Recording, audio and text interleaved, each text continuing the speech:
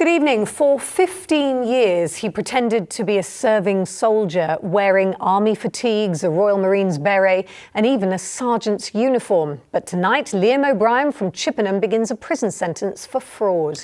One of his crimes was to pose as a charity collector for Help for Heroes, pocketing the money that the unsuspecting public gave to him. He's now been exposed as a fantasist and accused of causing serious damage towards the charity. Martin Jones reports. This is Liam O'Brien. He's not in the armed forces, but he often pretends to be. He was jailed today for collecting money for Help for Heroes, but never handing any of it over. He was caught with over £500 in cash. The police are glad he's in jail. It can do damage to charities, and obviously the judge's comments reflected that. But I think the important thing with Liam O'Brien is he's committed numerous frauds against numerous people, including some charities, and he's obviously been brought to justice for that.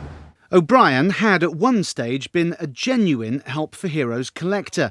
The charity gave him permission soon after he was released from jail in 2013, but it was revoked shortly afterwards.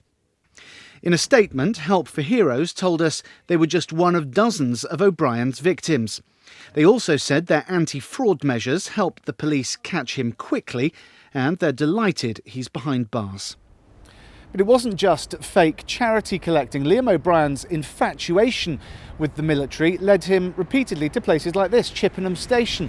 He'd board trains dressed in military uniforms that he'd bought off the internet and present forged documents which he'd claim would entitle him to free travel.